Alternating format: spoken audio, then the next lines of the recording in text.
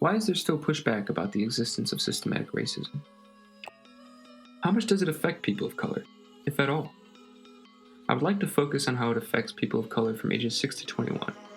People tend to be the most impressionable due to their age. A lot of people ask, well, what does systematic racism look like? Well, it looks like America. That's why it's hard to pinpoint it, because it's everywhere. However, there are people that think that it doesn't exist, or it isn't serious enough, and that people of color should just turn the cheek and wait. It's true that racism is not as big as it was, but that change did not come from turning the cheek and waiting. It came from marches, demonstrations, and actions. And every little action matters. And here's my little contribution to the argument. A lot of people love to mention that African Americans make up 13% of the population, but 40% of the prison population. My father loves this quote, as do I. Statistics don't lie, but liars use statistics. Why is this statistic a little misleading? Well, it is acknowledged that Nixon's war on drugs had very racist sentiment, and is widely considered to be a huge failure. The war on drugs was the reason behind why they were harassing minorities. The war on drugs was a mask to hide the real reason why they were harassing minorities: systematic racism. Luckily, states are coming around to the medicinal uses of marijuana, and the country's finally doing away with the anti-drug propaganda of the past. Yet states like Illinois and Colorado still have people incarcerated for the possession of marijuana in the past. Why is it we are letting decisions from a privileged man in the 70s affect people of color 50 years later? How much of that prison population is because of drug possession, while the war on drugs was, in itself, systematic racism that is still in place today? This graph reveals a shocking fact. The U.S. Department of Health and Human Services found that 17.8% of the black population used marijuana in the year 2018, ages 12 and up, but the white population used 16.5%, just barely under. However, marijuana possession arrest rates for 100,000 people in 2018 was 567.5 for blacks and 156.1 for whites. That is a much bigger difference than the amount of marijuana usage between the two races. You might ask why this is, and the reason why is because of systematic racism. African Americans are 30% more likely to be pulled over. Imagine being reminded every now and then that you're a suspect just for having the wrong color skin. And it doesn't stop there. African Americans are 3 times more likely to be suspended for the same infraction as a white counterpart. This is why 13% of the population making up 40% of the prison population does not mean exactly what you think it means. All it means is that systematic racism is in placing African Americans in jail more often than whites. Why does all this matter? It matters because people of color are exposed to these harsh realities at a very young age.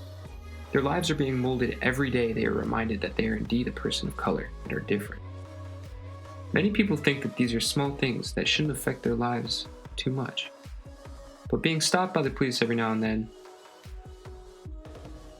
and getting suspended every now and then, does not really affect who you are. That's wrong. One thing many people do acknowledge, however, is the butterfly effect. A butterfly flaps its wings in California and causes a tornado in Texas. A child experiences racism at a young age, and at 30, now feels like a second-class citizen. A child experiences racism and their life is changed forever. Even if a kid is wrongfully suspended once, it'll change their life. Even if a kid is stopped by the police once for no reason, it'll change their life. So when it happens regularly, it will drastically change their life. I interviewed 9 people, all from different walks of life, to see if their experiences match up with these graphs, and to see if they've been affected by systematic racism. How many times in your life have you been stopped by the police? It happened a lot in Urbana, because around 7, 8. Yeah. It only started happening around Urbana. Let me see. I'm trying to think. Too many times, and too many times for me to count. I would have some very distinct ones in my mind, because it was just like, on what grounds could you possibly have to pull me over at this point in time? Right. But I can't. If I had to ballpark it, like I said, I ballpark it and say around 100. You know, and in terms of being discriminated against, you know, I can think of really two major crimes. One involving the police when, you know, obviously me and you know, we were sitting in a car. I was on a conference call at the time dealing with, you know, my business, and a cop pulled up and just started asking us questions. Why are we sitting here? What are you doing? What are you waiting for? Who are you waiting for? Can I search the car? All this kind of stuff. And I'm trying to answer his questions while also answering the questions on my conference call. And it just, obviously the thoughts kind of came in that, you know, I mean, what is the reason for this stop anyway? Have you felt like you had to change your personality to fit in, but not for school? Not for school. Change my personality to fit in? Yes, I did. Trying to become a better caddy, you know, for whatever reason, I felt like those individuals, the upper management at least, didn't, I guess, I don't know, didn't believe in me, didn't like me, whatever. I don't know what it was, to be honest with you. But I tried to cater to their needs. Yeah, I would say so. I did. Not much, and it was like a while ago. But I feel like depending on like the area that I was in, I would have to like act a certain way. It could have also been because like I'm a black male, since you know in some ways like gender and race can play into it. Right. Because you know like there were a bunch of stereotypes for like black men that we act this type of way, and so like for example like if I'm walking to the store, I might be you know looked at a type of way because you know I'm a black male and the normal black males are normally seen as maybe aggressive, maybe some violent, especially in the area. I would have to like act a certain way so I like either fit in more. For example, I'm on the west side, so obviously this isn't like the majority, but if I was to say walk over to the south side or just anywhere that's not the west. Yeah, you sort of like have to like let go some of like your like cultural aspects of your personality, like if you really like want to fit in with everyone else. Have you ever felt pressured into an activity because you're supposed to do it? Honestly, playing basketball, you know, I feel like a lot of people have this stigma about athletes. You know, athletes are big and brawny but stupid, right? And I wasn't that. I did feel like, you know, sometimes I just had to move different in order for us to, you know, kind of connect. I would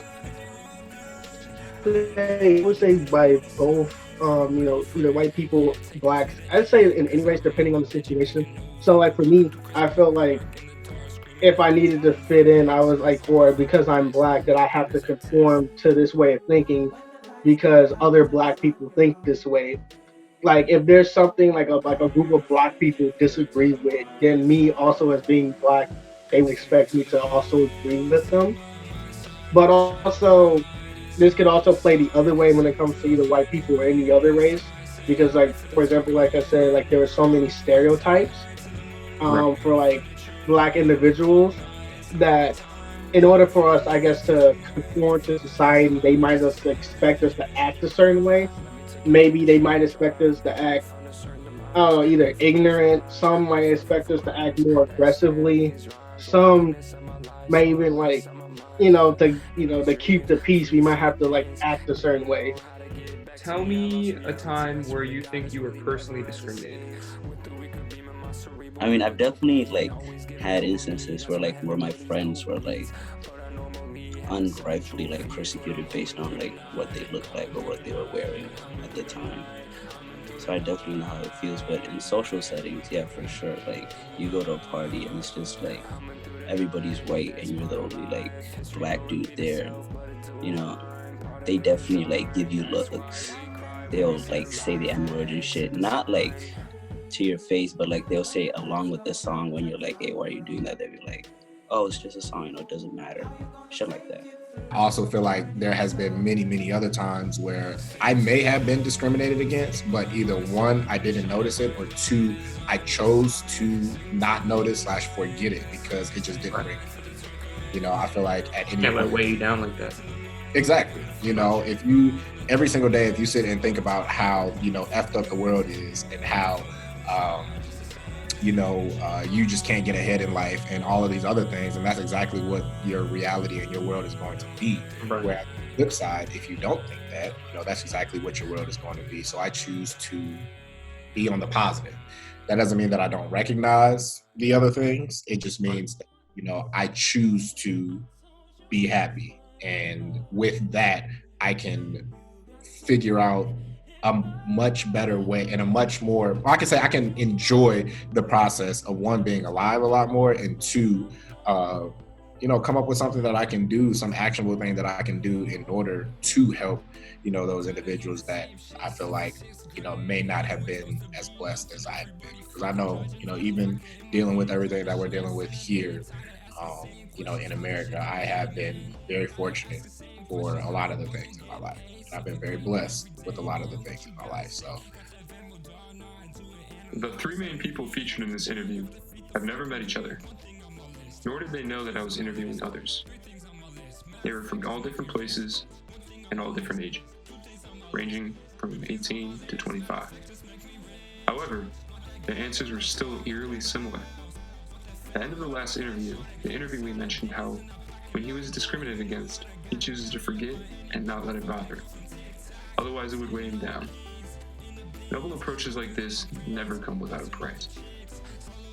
A person shouldn't have to forgive and forget every day of his life, because many others don't have to carry this burden.